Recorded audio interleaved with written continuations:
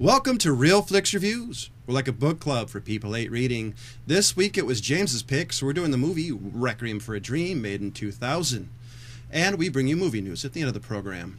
This week we have Jonathan Charney, James Stevens, Ryan Princess Preston, and Jeff Michael.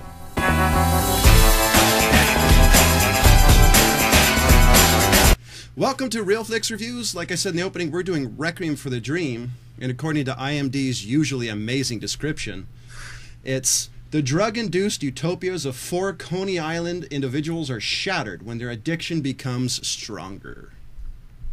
So who wants to start? Well, I think we got to go odd man out. Yep. Who's that? You. Me? Okay. You're the only one that hasn't seen it before. Who's boycotting it. To be honest, it just was, it was like Train Spotting. It was never really a movie that I was really wanting to see. Just not my thing. Well, it's a movie you really have to be in the mood for. Yes. Is there a mood to be for this movie? Yes. It's not one of those, hey, I got a Saturday night off, let's throw this on for fun. On the other hand, if you were in a bunch of party, I could totally see putting that on just to see people's reaction, going, dude, what the hell's wrong with you? I gotta say, when it comes to being, the strange list of movies, this, wasn't as bad. I was thinking this was gonna be like a Clockwork Orange strange. This was...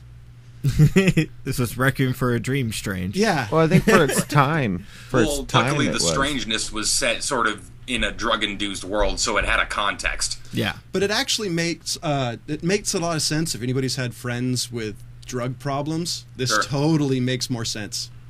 It does. Yeah. Well, and I think when you were saying it wasn't as shocking, during its time it was. Once, if you watched this when it first came out, you were like, oh my God, I need to wash my brain after what you just saw. But now it's gotten to the point where we're so numb to... Shock, yeah. I mean, there's really we've pushed the bar so far that this isn't as shocking anymore as it really was and should be. Oh, by the way, well, and not to mention the what people do with shock stuff nowadays, they're doing it for shock value, whereas then it was doing it to make a point. Yeah. Oh, by the way, my first reaction when I saw this movie, holy shit, it's a Wayans brother. It's a Wayans brother and actually a good role for him. And which, by the way, I was actually really, really impressed with him. Yeah. I mean, that's not something I don't think I've ever... Nope, I've never said that before. And this is the goofiest Wayans brother, I'm pretty too. sure this was right around the time that he was doing the Wayans Brothers show with his brother. I think it was right after. I think the show had just stopped in like 99 or 2000 he was still or something. that guy to everybody. Yeah. The thing that really amazed me about this movie is everybody in this movie, non-drug addicts alike, are all hallucinating stuff. Like his mom was hallucinating that game show. Yeah. Well, his mom was on a mean speed trip. It was, speed, right. yeah. I actually loved the way they showed the hallucinations, like the one where you had... that was right. When you had what's his name? The main character looking at the doorway, right? He was staring out and seeing Jennifer Connelly on the pier, which was very similar to a scene in Dark City where Jennifer Connelly was also in. Yeah. Which, by the way, was 1998, so they probably borrowed that scene. I don't know. I really do like this director, although he does do a lot of strange films. Yeah. Well, this one... He just did Black Swan. That was his. Well, the benefit of doing strange movies, you get to do some pretty interesting cinematography. Yeah. I was going to say, I like strange films. It keeps the movie industry not boring for me. Yeah. Because you get mundane and the same action film and the same sci-fi film. And this. I agree with you in that, but also I think that... just watching exclusively strange films is just not good for somebody. No, it depends on what kind of, I guess, strange you're saying, because there's other strange where it's like strange comedy where it's funny, but this is more of I think the shocker strange, you know what I mean, where it's more of a, oh my God, did you did you see that kind of thing? I think the benefit of this, though, is it's actually shot really well. I mean, like from the scenes where they transition to one room of the other, to the hallucinations, to the scene where they're shooting up. Everything here was actually well done. Versus if it was done like a shaky hand camera, it would have been a crappy strange movie. True, but I mean, it's still in the strange era. You know what I mean? Yeah. And you bringing up that I did a lot. I liked a lot of the cinematography. And the split screens that they would do where he's like facing Jennifer Connelly and they're sitting there and you can see his hand moving and then you can see where it cut off, that scene where they're laying together. That was actually a really well done artistic piece of cinematography. The parts I actually thought were the coolest was the ones, when it showed them, say, let's do drugs, and it shows them ripping up the packet. Doing that whole bit, I actually thought was an ingenious way of showing that. Yeah. With the way where it was like... Yeah. And it just... And when I first saw it, when I was younger, that whole, 2 screens in one thing actually kind of, like, bothered me. Really? Why? It was too... Maybe it's because I was on those drugs, but it was...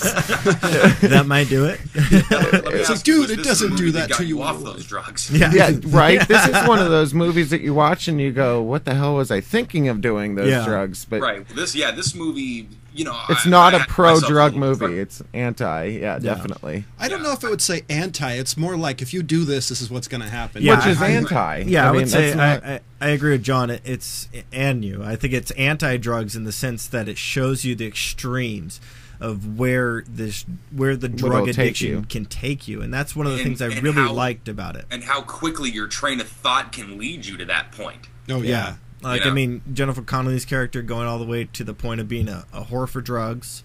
Right. Which, by the way, that scene, the ending scene is something I'll never forget anytime I watch Jennifer Connelly. Which, by the way, she's one of my favorite actresses.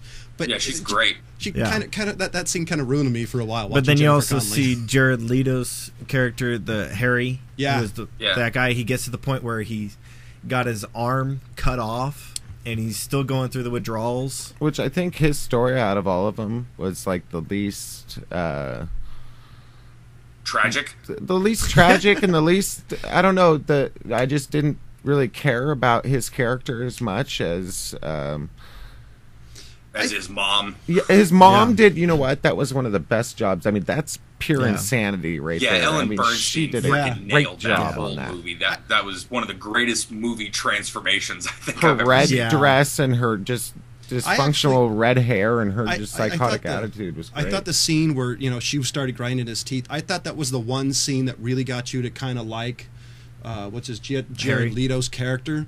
Because Mom, you shouldn't do this, and she's like, why do you know this? Like, oh, nothing at all. Yeah. Well, and the other scene that went along with that was when he was cab, when it had the split second. Oh, this is what I would, this is what's happening, and it shows him being fine. That was another part I actually thought was well done. But there's a lot of actually, I think all the main performances here were like spot on for what the characters were supposed to be doing, which is one of the reasons why I say the director Darren Aronofsky. Thank you. I was going to screw his name up. Thank you, Ryan. He did a great job at pulling out some really good performances from each and every one of these people. And I'll be honest, I actually think the standout role in here is Marlon Wayans. I mean, this is something that I wish he stuck to more serious movies instead of doing scary movies. Except for personally, I just see this and you're like, oh man, you should have. If you would have done one of these, once every 3-4 years, then nobody would ever care how many scary movies you've done. Because he was still goofy, but his character actually had a fairly amazing amount of depth for what he usually does. I'll give him, he is talented, but I really, like in this particular film, he did a good job. If he was in more dramas or different other sets, then I think he could, really thrive. But he was, to me, he was the third man out character. It kind of focused more on Conley, and the other guy was kind of the more main roles, and then he was just kind of the sidekick that he was. It's more like what happens to this guy when he follows Jared Leto's ass. Yeah, exactly. He was almost a plot point for how they got drugs. It was almost the way it seemed like. He was an ancillary character that helped tie the plot together, almost. Yeah, pretty much. Yeah. He was good, but like if he was given more roles, I think that's when you can really say, or more lines. That's when I think it would be more proper to say, "Oh no, he's amazing in this role, and he really helped carry the role," as opposed to, I don't know, because you were saying that you thought his was the best performance, but he really wasn't given the amount of dialogue that he needed to portray, to really make a stronger character. I mean, I agree he did a good job, but if he had better lines in this and more lines, I think this is where he would really shine. I think the reason... Well, I mean, a lot of his performance was a lot of, lot of non-dialogue reactions to things. But for me, this movie, the devil was really in the details. Yeah. And he seemed to be a lot of the details. You know what I mean? It's like you said, as far as how they got drugs, the way they did drugs. I mean, sort of the whole culture that they were involved in. You know, it really helped to sell the whole thing in a really gritty way that people aren't used to seeing. And the reason why I say he stands out, though, is because the previous movies I've seen him in. I mean, I've seen the other actors in other things, but this is the first role I've seen him in that actually made me sit back and go, he can act. Hey, this cat's not bad. Like I said, he just finished. Excuse me. He just finished doing the Wayans Brothers show in '99. That's when that show ended. Perfect. He did Requiem for a Dream, and then he did the first Scary Movie the same year. Wow. Bad choice. So if we can go back in time, it's that year that we need to stop him. Yeah, pretty much. Right after he finishes Requiem, say, Scary Movie. Don't take that role. Leave your brothers alone. Move away. We don't need to stop him. We just need to grab him by the lapels and be like, listen, one of these movies is not like the other. Yeah. And it's not a Scary Movie. Yeah. I think John's right in the sense that this is actually one of the few roles I can't actually think of another role that Marlon has done that's like this, actually. I mean, this made me actually excited to see another one of his movies, and I've never ever been like, oh sweet, you know. Actually, I'm gonna look that up. I was gonna say look him up. I think there was one or two I remember him White in Chicks? Oh yeah, totally. You know, because that movie was the most serious movie of whenever it was. And did anybody have the same thought when his character was getting arrested?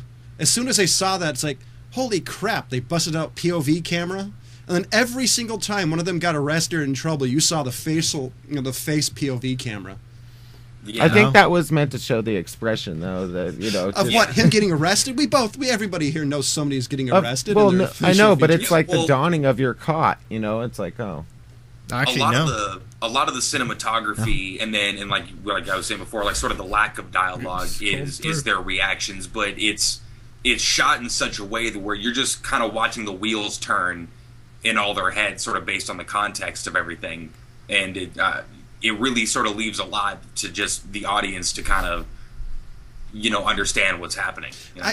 I do have a kind of a random question. Does anybody really remember the soundtrack in this movie? Yeah. Yes, yeah. I own the damn soundtrack because the shit great rules. Soundtrack. Because I was, you know, my I'll have to watch it again because my recollection is I don't remember the soundtrack. I mean, to me, the story it's spaced out a lot, sort of between the way they break it down in the soundtrack was like throughout the year, like summer, winter, fall, and spring, I think, and there were like overtures for each one. So it's as far as the soundtrack or the score, it's spaced out pretty sporadically. Yeah, but the soundtrack kind of stays the same type of song. Same theme with that violin, and I don't know. I keep noticing it. Well, because I'm gonna have to watch it again. I really don't remember the soundtrack. It was one of those things I was thinking about afterwards, going, was there music involved? Because I know each season had it, but I don't remember it through like when Marlon was getting arrested. Moments where she's like heading to mail the envelope. Oh yeah. And there's music played all the way through. There's different parts where it's usually like when they're kind of like moving to one point to another. They have the score being played throughout. Right. So was it like changes in pace, or was it like most movies when it has the sudden scene? You hear the dun dun dun. You know. Yeah. No, and it was it's not like the Batman theme where it's always reprised at certain moments and it's always the same thing. No. And who was the one that played the game show host? That was what's his name? Christopher. Hold on, I got it right here. Christopher McDonald. I really like that actor. I do too. He's just kind of the side guy they always pick as, you know, just some random character. But like I think Happy Gilmore. Right. Yeah, exactly. But I think he does a great job, like with this game show host. I mean, he did like not that it's hard to play, but he did a perfect job portraying his role character. Yeah, check this out. Apparently, all of those are a good portion of his lines were just ad-libbed. They shot all of that in one day, and they said that he just kind of bullshitted most of it. That makes sense. That makes that role, though. I mean, that's exactly what you're looking for. Yeah. The SAG actors that were in the audience gave him a standing ovation at the end of it because it was such a performance. I just want to know what that lady was watching. Was it the 24-hour infomercial channel? Because she watched it like 24/8. I mean, it was she ridiculous. was watching her own insanity. The TV was meant to be part of her brain. Even the expression of the the fridge that comes out later, you know, and everything comes alive and tries to eat her because she won't eat it, you know. I mean, right? Yeah. Well, that's another thing that I really liked was the progression of her insanity in that. Mm-hmm. Yeah. Was it because built, it was perfect, it built I think it started so organically. Yeah, You it know, started subtly and then moved and progressed into full-fledged. Yeah, because at first you're going, well, she's not that bad off. I mean, her kids are doing horrible, and then later on you're going, holy crap. Yeah, she's like She popping needs those to things like stop. candy. Well, I actually thought the way they showed everybody going downhill was actually really well done. I think Jared Leto's character, you didn't see him going down really bad until like the very end. But with Jennifer Connelly's character, I think even Marlon Wayans' character, you got to see go down. Jared Leto's, you see him get desperate, but not as desperate as I think of some of the other characters. I don't know, because there is that scene early on where he hallucinates taking the gun from the cop. And it's playing into the fact of where his mind is going. Well, I meant like rock bottom, not where the drugs are taken. Because you're right, because that was another scene that I saw going. You know. Yeah, his character seemed to be kind of just, I've always got a little bit more of a plan. I've always got a little bit more of a plan, and then right up till the end, I mean, that's when you see him just like, oh man, how did everything get like this? You know? Yeah. And I don't know. I think this is one of those movies that sticks with you. And as Jeff said, I think it's a great movie of showing a warning of where these things will take you. And it is to the extreme. But it still holds up a little bit today. It does. Yeah, absolutely. I love the part where it starts out, let's have some fun, and the end of it, Jennifer Connelly's a whore. So I love I do love it, the morality tale side of it, you know. And the other thing is, I don't know if you guys noticed, but at the end of the movie, each and every character curls up into the fetal position. Yeah. Mm-hmm.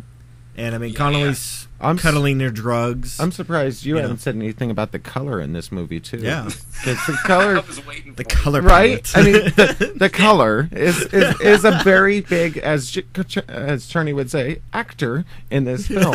You know, it does. It tells you the mood. I actually didn't think it was as big as the grittiness of the environment. Well, if you really look at it, though, like especially like in the old people's home where they are always stealing that TV and then they buy it back. Steal the TV, buy it back. It really there's like no life in the color of this film. It kind of it gets darker and darker as it goes. Literally, color panel wise, it just gets really darker dreary. and darker. Yeah, because initially when they first go there, it's like bright. Mm-hmm. Yeah, everything's happy, but then it's bright, but it still has there's a dinginess to it. Yeah, there's dinginess. A darker. There you go. Yeah, there's that's a tint to it. Yeah, that's my point though. Is it starts out that way, but then it darkens throughout the rest of the film. The color becomes more drab. See, this is why I think New York was the perfect. I think the color played, but I think it was the environment that led to the color choice. Because if you notice, all the areas they shot were dark and dingy. Even the happy-go-lucky places were dark and dingy, or half-constructed, like Jennifer Connelly's apartment. You know. We apologize to you people who live in Brooklyn. But we're think sorry. It's terrible. Move. But John says you live in a dark and dreary place. Get out of. Well, that's what they portrayed, and I come on, I didn't say Jersey. Dark. I mean, but You're dirty. Are you emo? Move to New York. even that, what was that diner or that area they were dealing drugs with? You know, they showed it during the nighttime. It was all dirty, and you know. Yeah. And I actually thought that was a pretty interesting scene because the way that they did it was they're standing there, then all of a sudden you see like kind of a pass of money, then go get the drugs from one spot, and it kind of repeats and repeats and repeats and repeats type thing. Yeah. I thought that was actually a lot better than actually showing the car pulling up and everything. It cuts out a lot of it and sticks to the main point. And that was one of the parts I liked about how they, I said earlier, how it showed them doing drugs. Yeah. They got the point across without wasting time in showing it, because they do a ton of drugs in this movie. Yeah, oh yeah. Yeah, I was just about to say I liked the little pop, and then the pupil, and it's just like that quick little thing. Okay, we've done drugs. Now let's get past the point that we've done drugs, and here's the story. Yeah, Yeah. Which I think really adds to the kind of bizarreness of this movie, which I really think adds to it. Mm-hmm. Yeah. Well, yeah, I think that's why they have to set you up with that kind of with the drug stuff so fast, because this movie is going to get so weird so quickly. Oh yeah. You know, that they have to kind of just establish this is the world, and now we're going to fuck with it. The coolest it's kind of like a gut punch. It really is. Yeah. The coolest things, they don't explain anything. Like some drug movies will say, "This is heroin," and this movie, and this does this, and they don't explain anything. Actually, they do. One of the trivias is saying that none of the characters ever mention heroin. Yeah. Well, they never say the word heroin in the movie. None of the characters. But it is explained through the whole process of the movie. I mean, that's the point of the movie. Yeah, but they don't sit you down like some drug movies will actually verbatim say, "Oh, this is what it does, and this is what it is." This movie doesn't give you some kind of weird exposition with a bartender or something like that. But this one gives a lot of faith, has a lot of faith in the audience. Yeah. This one kind of lets you figure it out, which was one of the first drug movies. I'm like, hey, that's kind of cool because they don't say anything. They suggest everything. It's a very visual movie. Yeah, absolutely. Which I think adds to it. And so, I guess the part far as rating, I got to give it a 3 out of 5. It's not my favorite movie, but it's one of the better drug movies I've ever seen because it's not like Cheech and Chong or stuff like that. Which, by the way, I'd love to see a happy heroin movie just because I think that'd be funny. I might throw in Nice Dreams later in the show. But this was cool. I think this was a fairly decent morality tale for a Hollywood movie. And between the cinematography, the way they shot it, and how they showed the characters going down the hill, I thought it was really well done. So it's a strong 3 out of 5 for me. Okay, Jeffrey. You know what? I pretty much agree with John. 3 out of 5 only because now if I were to watch this film, I had never seen it, watching it for the first time this past week or whatever for the show, I would have a totally different opinion on my rating had it been that I hadn't seen it before. I mean, because to me, it's much more a timepiece. It was shocking, extremely shocking at the time, and I think it did a better job at the time than if someone did now. So I would give it a 3 out of 5 just for that fact. I mean, it was a great movie. I liked it, but I think it was more effective the time of release. I could definitely say a very time-sensitive movie. All right. So, 3 out of 5. I'm not answering to that. You just did. No, you did a good job, sir. Shit. Okay. That's not how a princess speaks. Now, I had seen this movie when it first came out. Lady, so I never watched the Ellen Bernstein show. I didn't know who the hell Jared Leto was at the time. So all of the characters, and I don't even think I was too aware of Jennifer Connelly. I think, but so when I started watching this movie in the beginning, or the first time I seen it, the only person I really recognized was Marlon Wayans, and obviously coming fresh off the Marlon Wayans or the Wayans brothers show, and I was a kid, so of course I watched that, and in the course of 10 minutes, it made me completely forget about the entire goofy show that he just did. Right. So the characters sold themselves to me really well, and I think even if I had seen it today, I'd be like, what, the 30 Seconds to Mars guy and the Wayans brothers guy? And I still think that in 10 minutes I'd forget all about it and be completely wrapped up in the characters. For me, this is a strong 4 out of 5. I totally agree on that. Just kind of based off of what Ryan said is the fact that, the characters, the way they portrayed them was amazing. Unlike him, I did know who Connolly was. I know who Marlon was when it first came out. I watched this movie. But as far as I'm concerned, the story holds up. It sticks with you. It's one of those that is memorable.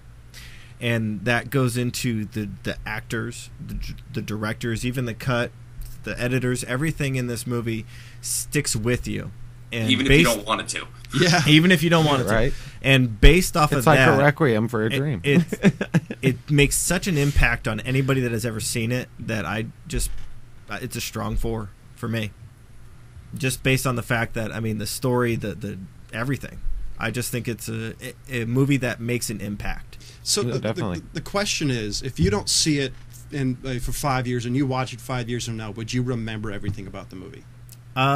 Practically everything, yeah. I didn't even have to rewatch it. It's that vivid. I was going to say, neither did I, dude. I've seen this movie probably, it's been a year or so. I can tell you just about everything that happens. Yeah. When it came out, too, I saw it a couple times. It was one of those films I had to show all my friends, you know. Right, yeah. Hey, I'm really disturbed. You want to know why? Watch this. So, Pretty much. That's kind of what goes on with that one is, you know. It is, too. It's like, hey, I feel so disturbed. I have to share this. I don't want to be the only one with this feeling. Please tell me, watch this and tell me I'm not crazy. Right? So, ladies and gentlemen, here comes the movie news / rumor section of the show, and because it's James's pick this week, it's his turn. Are you guys ready for indigestion? I've already got my pills. Okay. Please don't. So, Ryan, you might have seen this one. Have you seen Safety Not Guaranteed? Oh, great movie. I have, actually. Okay, so I you like guys that one. know Colin Trevorrow. Is that the main character? No, he's the director. He's a director. Yeah, of he it. was the star of that movie also. I think that was the guy, wasn't it? I don't believe so. But let me double check. Nope, he is not actor. Oh, okay. Anyway, Mark Plus. so in 2015, he is releasing Jurassic World. Oh, he's the one that's Really? redoing the whole Jurassic Park. Yes, they're re-releasing it and putting it out. So wait, Jurassic. So it's a new Jurassic Park, or Yeah. so It's the question? Jurassic okay, World. so it's obviously has to be a sequel again. It's like Jurassic Yeah, Park it's- 5, basically. yeah. No, it's It's four. four. technically. No, it's actually No, billed as 5, Jurassic right? 5. Because there's 1, 2, and 3. What was there was a 4? I believe so. No, there This- wasn't a 4. This one says it's Jurassic 5. There's no... Jurassic World 5. Because What it Jurassic Park 3 was with Jeff Goldblum, I think. says. He was in the first one, too. Yeah. There was, Jurassic Park what, 3? Lost World, You can Jurassic look that one Park. Yeah. But anyway, Who knows? there's not really anything about it. It's supposed to be released in June 12, 2015. So, based off of what I've seen that they've been doing with CGI, computer generated, all that stuff, I'm actually kind of curious about how this one, because, I mean, could the turn out original really well. Jurassic Park, the first one, holds up really well today. They still release it in theaters every, 2 years? Which, Yeah. which, by the way, Something like it. Seems like they do. here's the rundown. At Jurassic Park, the very first one was released in 1993. And it holds up today. The Lost Crazy. World Jurassic Park, which was number 2, was Still released like in that movie. 1997. Jurassic Park 3, 2001. Right. So- yeah, so there anything wasn't about a number four, 4. right? Yeah, there's no Okay, number so 4. all right, But I'm probably getting it confused with the my other news. Anyway, so yeah, I'm actually curious about this one because I mean the last 2 that were made most recently, because the last one sucked. it sucked. They sucked. Even the second one was really a letdown. From There the first wasn't one. nothing to push on that, though. That's Exactly. why.